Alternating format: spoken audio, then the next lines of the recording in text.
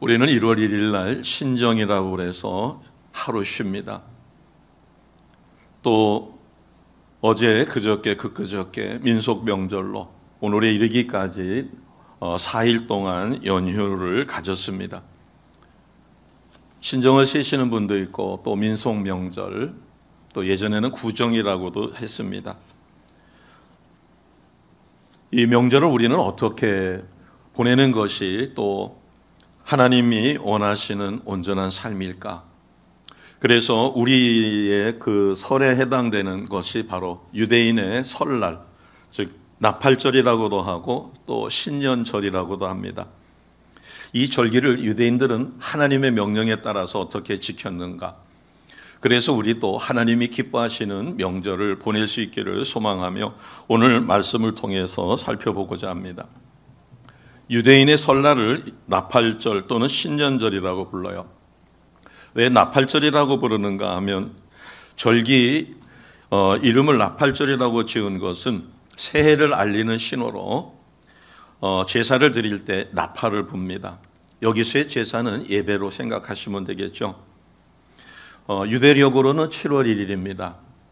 우리가 신정이 1월 1일이고 또 구정이 있는 것처럼 유대력으로는 7월 1일이 유대인의 설날입니다. 그리고 서양력으로는 9월 내지는 10월쯤 되죠. 우리도 신정하면은 1월 1일이고 구정 그러면은 2월 또는 어떨 때는 3월 이렇게 절기가 맞지 않는 것도 서로 비슷합니다. 이 유대인의 신년에 해당되는 설날에 해당되는 나팔절, 신년절은 이 가을 농작물을 마지막으로 거두는 추수 절기에 해당이 됩니다. 23절, 24절을 보겠습니다.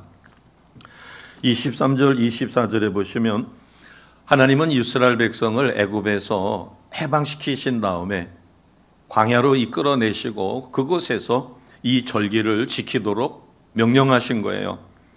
그러니까 유대인이 지키는 신년절 또는 나팔절이라고 하는 이것은 자의로 지키는 것이 아니라 또 전통이기 때문에 지키는 것이 아니라 하나님의 명령이었습니다. 그게 23절입니다. 같이 하겠습니다. 시작. 여호와께서 모세에게 말씀하여 이르시되, 그럼 무엇을 말씀하셨는가? 24절입니다. 같이 합니다. 이스라엘 자손에게 말하여 이르라.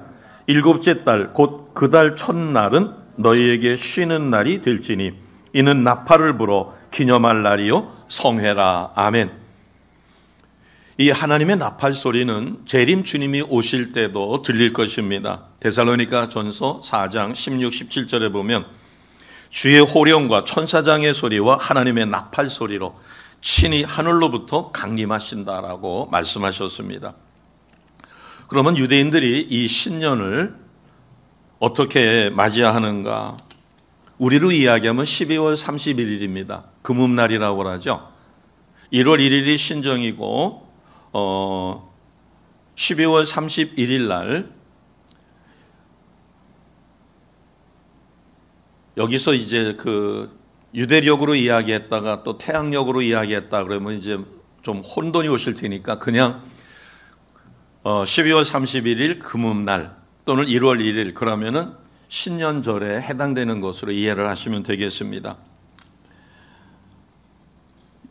유대인들은 새해 1월 1일이 시작되기 전인 12월 31일 날 하루 전이 되죠. 하루 전날 새벽부터 일어나서 예배를 드리러 갑니다. 이때는 음식을 먹지를 않아요. 그래서 새벽부터 점심때까지 금식을 합니다. 그날 새벽에 일어나서는 밥을 잔뜩 먹는 것이 아니라 허기가 질 수 있으니까 간단하게 크래커나 차 정도로 간단하게 요기를 하고 점심때까지는 음식을 섭취하지 않아요. 12월 31일 금음날 오후 1시가 되면 오후 예배를 드립니다. 그리고 예배 후에는 모두가 집으로 돌아가서 목욕을 하고 깨끗한 마음으로 신년을 맞이해요. 그래서 목욕이 끝나고 나면 대략 이제 식사를 하게 됩니다. 그러면 이제 경건한 삶으로 금음날 이렇게 새벽부터 금식하며 점심때까지 예배를 드리고 집으로 돌아간 다음에 목욕하고 경건의 시간을 갖고 있다가 신년을 맞이하게 되면 이제 1월 1일이 되겠죠. 유대력으로다는 7월 1일입니다. 신년 아침이 되면 1월 1일 아침이 되면 일찍 일어나서 예배를 드리는데 점심때가 지나야 끝납니다. 그런데 이때의 예배는 주로 통성 기도가 주를 이룹니다. 혼자서 가정집에서 드리기보다는 예루살렘 성전으로 모두 몰려가 그곳에서 함께 예배를 드리죠. 또는 예루살렘 성전으로 오기가 어려운 곳은 회당으로 가서 함께 예배를 드립니다.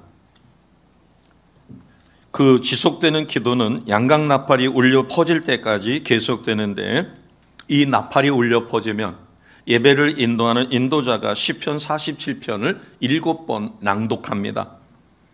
이 7번 낭독할 때 모든 하나님의 백성들은 두렵고 떨리는 마음으로 기도를 멈추고 그 낭송을 듣는 것이에요. 그리고 성경 두루마리가 보관되어 있는 성경궤가 열리게 되면 찬트를 부르고 두렵고 떨리는 분위기 속에서 그 예배는 절정에 치닫게 됩니다. 이때 회중은 기도보를 머리 위로 끌어올리고 큰 소리로 회개의 기도문을 암송해요. 이것은 단순한 기계적인 암송이 아니라 하나님의 영이 임하여 진심으로 회개하며 감사하는 기도를 드리게 되죠. 그러다 보니까 여기저기서 감격해서 흘리는 눈물, 회개의 깊은 기도 속에서 터져나오는 울음 등등 해서 회개의 기도가 올려지게 됩니다. 하나님께서 오늘 26절에 명령하신 것처럼 일곱째 달 첫째 날은 거룩한 성해로, 그래서 그때서부터 새해가 시작되는 한 해를 알리죠. 유대인의 전통에 의하면 이 신년 첫날은 심판의 날이다라고 그들은 기억을 하는 겁니다. 왜 심판의 날인가 하면 1월 1일서부터 12월 31일까지 1년 동안 어떻게 살았는가에 따라서 그 다음 내년이 새해가 복된 한 해가 될 수 있고 하나님의 징벌 속에 어렵게 살 수가 있는 것이죠. 지난 한 해 하나님 앞에 의롭게 산 사람은 생명책에 이름이 기록되고 악하게 산 사람은 죽음의 책에 그 이름이 기록된다고 믿는 것이에요. 그래서 생명책에 이름이 기록된 사람은 다가오는 한 해가 복된 1년이 되고, 죽음의 책에 이름이 기록된 사람은 재앙으로 한 해가 고통스럽게 지나가는 거죠. 그렇기 때문에 이스라엘 백성은 12월 31일이 되면 지난 삶을 되돌아보고 1월 1일을 준비하게 됩니다. 그런데 문제가 있어요. 1월 1일이 되었을 때 생명책에도 기록이 안 되고 죽음의 책에도 기록이 안 된 중간쯤에 있는 사람이 있습니다. 바꿔 이야기하면 스스로 생각해도 하나님 앞에 그렇게 의롭게 산 것도 아니에요. 그런가 하면은 아주 악하게 살지도 않았어요. 그러다 보니까 1월 1일 생명책에도 기록이 안 되고 죽음의 책에도 기록이 안 돼서 유보되는 상황이 생겨요. 그래서 하나님은 10일 동안의 시간을 그 택한 백성에게 주는 것입니다. 그래서 유대인들에게는 1월 1일서부터 1월 10일, 그 1월 10일을 대속죄일이라고 그래요. 그 열흘이라고 하는 시간을 주는 것입니다. 그러면 그 열흘 동안에 무엇을 하는가? 이스라엘 백성은 하나님의 명령에 따라서 이 열흘을 두려운 날, 그래서 그들의 그 히브리 원어로 보면 야임 노라임이라고 하는 그 날의 명칭이 있습니다. 열흘 동안 중에서 첫째 날에서부터 아홉째 날까지 9일 동안은 사람에게 지은 죄를 생각하고 찾아가서 용서를 비는 날이에요. 그리고 그것이 이루어지고 나서 10번째는 대속죄일, 모두 성전으로 나아가 하나님 앞에 죄를 고백하고 용서를 받는 날입니다. 그러면 첫째 날에서부터 아홉째 날까지 사람에게 용서를 구하지 않고 제대로 하지 않고 하나님 앞에 10번째 날 나가서 대속죄일에 하나님 앞에 회개의 기도를 드려도 하나님이 연락하지 않는 거예요. 왜냐하면 첫째 날서부터 9일 동안이나 시간을 주고 철저하게 회개하고 화목한 관계를 회복할 수 있도록 하나님께서 하셨기 때문에, 그래서 유대 백성은 그것을 철저히 한 다음에 10일째 하나님 앞에 나갈 때 회개와 용서의 기도와 축복을 받는다라고 믿기 때문에 대속죄일을 철저하게 준비를 합니다. 그럼 우리가 생각할 때 하나님 앞에 예배드리는 10번째 날은 딱 하루인데 첫째 날서부터 9일째까지는 9일 동안이나 사람에게 행한 죄를 회개하거나 또는 화목한 관계를 회복하게 만들어 주시는 거예요. 이것은 바꿔 이야기하면 하나님은 쉽게 백성들이 지은 죄를 용서해 주고 싶으신 하나님. 그래서 단 한 번으로도 용서가 되지만 사람에게 지은 죄는 쉽게 용서가 되지 않을 수도 있기 때문에 그렇습니다. 바꿔 이야기하면 어떤 사람에게 죄를 졌어요. 그러면은 그냥 내가 하나님 앞에 하나님 제가 누구누구에게 죄를 졌습니다. 용서해 주세요. 그것으로 끝난 게 아니라 유대인들은 이 용서의 시행 규칙이라는 게 있어요. 그래서 죄를 회개할 때는 반드시 증인 두 사람을 데리고 가서 그 집을 찾아가서 그 사람에게 용서를 구하는 것이에요. 그에게 상처를 줬거나 그에게 어떤 어려움을 주었거나 이럴 때는 반드시 증인 두 사람을 데리고 가서 그 집에서 용서를 받는 거예요.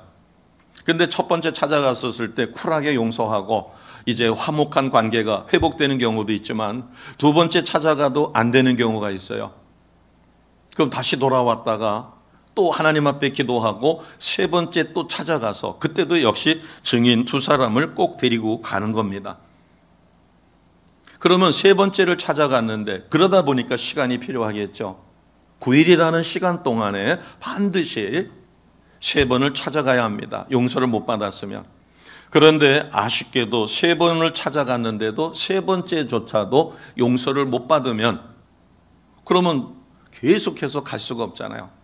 그래서 유대인들은 세 번을 증인을 대동하고 찾아가서 용서를 구했는데 그로부터 용서를 받지 못하면 그것으로부터 하나님 앞에 자유함을 얻었다라고 생각해서 더 이상은 용서를 구하지 않습니다. 자, 이런 관계를 갖다 보니까 사람에게 지은 죄를 용서하고 화목한 관계를 회복하는 것이 결단코 쉽지 않다. 그래서 9일이라는 시간 동안 경건의 시간을 갖고 반드시 용서를 구하고 화목한 관계를 회복하는 겁니다. 그러면 용서를 빌고 싶은데 공교롭게도 내가 용서를 구할 사람이 죽었어요. 그러면 어떻게 하는가? 이것도 그 용서의 시행 세칙에 있습니다. 용서를 빌고자 하는데 상대방이 죽었으면 13살 이상의 성인 남자 10명을 데리고 가는 거예요. 아까 개인적인 용서를 할 때는 증인 두 사람을 대동하고 가서 용서를 빌으면 됐지만 상대방이 죽었어요. 그러면 성인 10명, 성인이라고 하는 것은 만 13살 이상을 의미합니다. 10명을 모시고 가서 무덤에서 용서를 비는 거예요. 그렇게 해서 죽은 사람의 명예가 회복되거나 그리고 잘못을 했는데 용서를 받지 못해서 평생 그것이 가슴에 못이 박힐까 봐 증인 10명을 데리고 무덤을 찾아가서 용서를 구할 정도로 철저하게 회개를 합니다. 여기서 왜 10명을 꼭 데리고 가야 되는가? 이 성인 10명이라는 숫자는 종교적으로도 법률적으로도 효력을 갖는 숫자라고 합니다. 히브리어로 민얀이라고 이야기합니다. 이 유대법에 의하면 10명의 성인이 있어야 회당을 설립하는 거예요. 우리의 경우에는 한 사람이 은혜 받고 내가 재력이 있으면 예배당을 지을 수가 있어요. 그러나 유대인들은 내가 아무리 재력이 있다고 해도 내 혼자서 예배당을 못 집니다. 예배당을 기도의 처소를 성전을 지을 때는 반드시 10명이 필요해요. 그래서 교회를 개척할 때는 10명의 동역자, 이때 10명은 13세 이상의 성인 남자를 의미합니다. 그리고 이러한 과정을 거쳐서 첫째 날서부터 9일 되는 날까지 철저하게 회개하고 이제 하나님 앞에 나아갈 준비가 되었으면 드디어 1월 10일 대속죄일입니다. 대속죄일 13세 이상의 모든 유대인은 금식하며 회개하며 하나님 앞에 나아가서 새해 용서를 받고 하나님이 주신 복을 받고 한 해를 시작하게 됩니다. 이렇게 하나님 앞에 드리는 예배, 이것을 유대인은 제사라고도 합니다. 이 나팔절에 하나님 앞에 드리는 제사는 세 가지 종류였어요. 민수기 29장 2절에서 5절에 나오는 말씀인데 번제와 소제와 속죄제를 드리도록 되어 있습니다. 우리는 설날 되면 조상에게 차례를 지내죠. 근데 왜 차례라는 얘기를 이름을 붙였는가 하면 옛날에는 귀한 손님이 오면 차를 대접합니다. 그래서 귀한 손님에게 대접하는 차를 조상에게도 대접한다라는, 그래서 차례라는 그 표현을 쓰게 됐다고 합니다.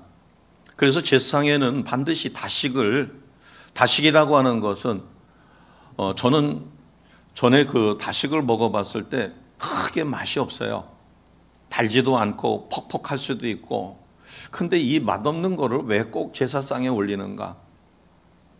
근데 나중에 알고 보니까 그 다식은 꼭 차 잎으로다가 가루를 내서 만들어야 된다고 그러더라고요. 그래서 차로 만드는 아주 귀한 음식이기 때문에 제상에 올린다. 제상에는 꼭 밤을 깎아가지고 올리죠. 이 밤은 껍질이 단단하기 때문에 세시풍습에 그 지켜주는 보호라고 하는 그런 의미가 있다고 합니다. 대추는 열매가 엄청나게 많아요. 그러다 보니까 이거는 다산을 상징합니다. 그래서 번창이라는 의미, 꽃감은 평안이라는 의미 때문에, 그 다음에 떡 중에서 가장 긴 떡이 가래떡입니다. 가래떡을 넓적넓적하게 썰어가지고 그럴 때 그 넓적넓적한 거 하나는 꼭 동전처럼 생겼어요. 그래서 재물복을 의미하기도 한다. 또 이게 떡이 길기 때문에 무병장수의 의미가 있어서 꼭 차례상에 떡국을 올린다라고 합니다. 그리고 조금 여유가 있는 사람은 떡국을 만들 때 닭고기를 쓰지 않고 꿩고기를 쓴다고 그러죠. 왜냐하면 꿩은 하늘닭이라고 해서 길조로 여겼기 때문에. 그러나 일반 서민들은 꿩이 귀해서 비싸서 쓸 수가 없으니까 꿩 대신 닭을 씁니다. 그래서 꿩 대신 닭이라는 그 민간말이 만들어지기도 했다고 해요. 지금 제가 간단하게 말씀드린 다식이라든가 밤이라든가 대추, 꽃감, 떡국, 또 떡국에 꿩고기를 쓰는 이유, 이것은 전부 다 어떤 근거가 없는 세시풍습이에요. 미신적인 요소가 강합니다. 그래서 명절 때 차례를 지나되 기독교식은 상을 차리지 않습니다. 죽은 조상들이 와서 먹을 수도 없기 때문에 그거 차리느라고 비용 들이고 또 식구들이 먹지도 않을 음식을 만들질 않죠.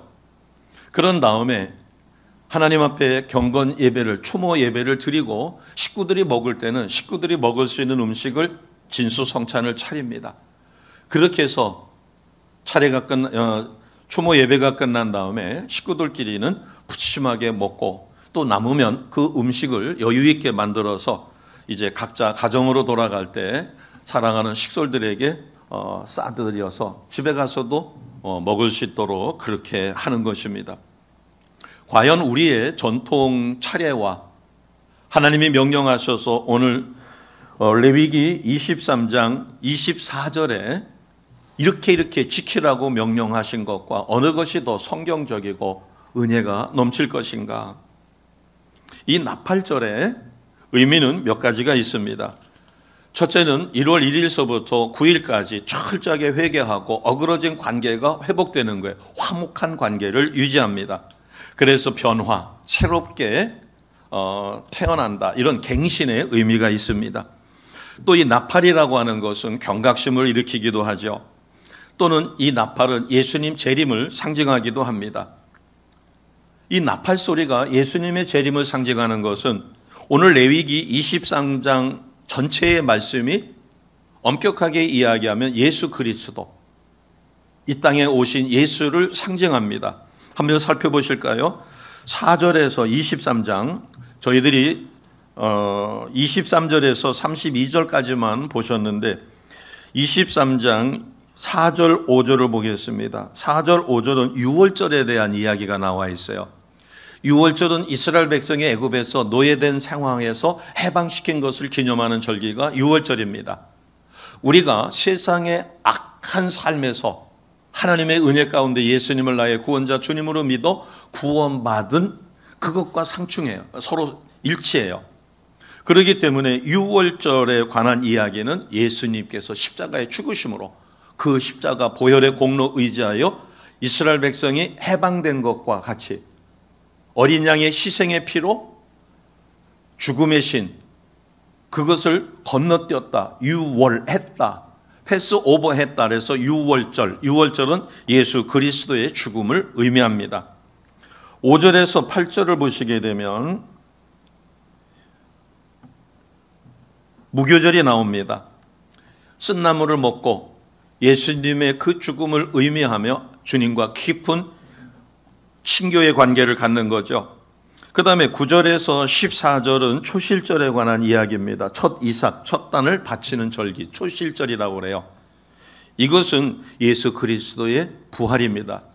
죽음에서 생명의 첫 열매가 되셨다. 그래서 초실절은 예수 그리스도의 부활을 의미합니다. 그 다음에 15절에서 22절 말씀이 77절이에요. 77절은 추수에 관한 것입니다. 그리스도와 성령의 교대를 의미합니다. 그 다음에 23절에서 25절은 우리 오늘 본문의 말씀처럼 나팔절이에요. 그래서 이 나팔절은 나팔을 불어 하나님이 백성을 모으시고 죄를 용서해 주시는 절기. 그래서 그리스도의 성도를 부르심입니다. 26절에서 32절은 속죄절이에요. 예수 그리스도의 사죄를 상징합니다. 그 다음에 33절에서 43절은 초막절이에요. 초막을 짓고 출애굽의 그 은혜를 잊지 않기 위하여. 그래서 이것은 그리스도께서 성도를 추수하는, 그래서 경건의 삶을 살아야 하는 것입니다. 이 모든 것이 하나님의 의미가 담겨져 있어요. 자, 24절을 다시 보겠습니다. 24절을 보시면 이스라엘 자손에게 말하여 이르라. 일곱째 달 곧 그 달 첫날은 너희에게 쉬는 날이 될 것이다. 여기서 쉬는 날이라고 하는 것은 어떤 노동이라든가 이런 걸 하지 않고 하나님과의 온전한 관계, 가족끼리의 화목한 시간, 그리고 하나님 앞에 경건의 시간을 갖는 거예요. 이것은 친교의 의미를 갖고 있습니다. 생업에 종사하지 않기 때문에 여유 시간을 갖고 가족끼리 화목한 시간을 갖거나 또는 이웃과의 교제를 갖는 것이에요. 그리고서 하나님 앞에 함께 예배를 드리는 것입니다. 그런데 이 금음날 또는 1월 1일을 맞이하기 전에 반드시 해야 할 것이 있어요. 그것을 우리 표현으로 이야기하면 구제의 삶을 사는 것입니다. 자, 22절을 보겠습니다. 22절 같이 합니다. 22절 우리가 익숙히 잘 아는 말씀일 거예요. 22절 같이 합니다. 시작. 너희 땅에 곡물을 벨 때에 밭 모퉁이까지 다 베지 말며 떨어진 것을 줍지 말고 그것을 가난한 자와 거류민을 위하여 남겨두라. 나는 너희의 하나님 여호와이니라. 아멘. 하나님께서 명령하셨어요. 자, 15절에서부터 22절까지가 77절에 관한 말씀이죠. 추수를 할 때. 자, 22절 마지막은 어떤 이야기인가 하면 너희는 농토가 있고 추수를 해서 이제 여유 있는 삶을 살지만 가난한 사람이 있다는 겁니다. 나그네가 있다는 거예요. 이방인이 있다는 거예요. 그들은 먹고 살기가 너무나 힘드니까 그들을 위해서 곡식을 좀 남겨두라는 겁니다. 그래서 22절에 보면 반 모퉁이 정도는 베지 말고 그대로 두라. 그러면 가난한 사람들이 와서 추수가 끝난 다음에 그 남겨진 것을 비어가거나 또는 추수하다가 이삭이 떨어집니다. 몇 단이 떨어질 수도 있어요. 그럴 때 그것을 다 아주 깨끗하게 줍지 말고 그냥 두라는 겁니다. 그래야만 가난한 사람들이 와서 그것을 주워가지고 생계를 유지할 수 있다는 것이에요. 이것은 하나님께서 구제를 우리에게 말씀하신 것입니다. 저는 어릴 때 이모 댁에 가기를 좋아했어요. 한 분은 좀 멀리 떨어져 계시고 한 분은 시내에서 한 3, 40분 걸어가면 갈 수 있는 외곽지에 있어요. 거기는 대추나무도 있고 또 감나무도 있고 좀 시골이기 때문에. 근데 겨울에 가서 이래 보면 눈이 하얗게 왔는데 감나무에 맨 꼭대기에 빨간 홍시가 달려 있는 거예요. 그것도 꽤 많이 달려 있어요. 그래서 저는 처음에 몰랐을 때는 이모부가 바쁘셔가지고 농사 짓고 뭐 하느라고 그러는데 겨울철에는 빈농기인데, 그래서 물어봤어요. 이모님, 이모, 그러면서 혹시 저거 손이 모자라서 안 땄으면 내가 장대 긴 거 가지고 좀 올라가서 이렇게 따면 되는데 저 홍시 잘 익은 것 같은데 따드릴까요? 그랬더니 아니야, 그거 까치밥이야 그러더라고요. 그래서 까치밥이 뭐예요? 그랬더니 까치가 평상시에는 논밭 다니면서 먹을 것을 먹지만 겨울에 눈이 많이 와가지고 눈이 속하게 쌓여서 그 눈이 녹기까지는 며칠이 걸릴 수가 있다는 거예요. 그럴 때는 까치가 먹을 것을 찾지를 못해가지고 굶을 수밖에 없으니까 그때 까치가 저 나무 끝에 있는 홍시를 와가지고 한 개씩 배고플 때마다 쫙 먹는다는 거예요. 그러니까 까치 비상식량입니다. 그리고 한겨울에 눈이 속하게 왔는데 너무 오랫동안 눈이 녹지 않고 있으면 이모부가 비닐포대 하나 하고 그 다음에 곡식자루를 빠지 않는 곡식자루를 어깨에다 메고 산으로 올라가요. 그래서 한 번은 저보고 가자고 그래가지고서는 왜 가셔요? 그랬더니 산에 산짐승 먹이 주러 간다는 거예요. 그래서 산짐승한테 왜 먹이를 주느냐 그랬더니 먹이가 없으면 노루라든가 고나리라든가 고라니라든가 이런 것들이 먹을 게 없으니까 민가로 내려왔다가 어른들은 안 잡는데 애들이 돌팔매를 하거나 몽댕이로 때려잡아가지고 애꿎게 죽는다는 거예요. 그렇기 때문에 먹을 게 없으니까 지금쯤이면 저놈들이 눈을 파고 먹을 수도 없어가지고 굶주려 있으니까 가서 곡식을 나눠줘야 된다는 거예요.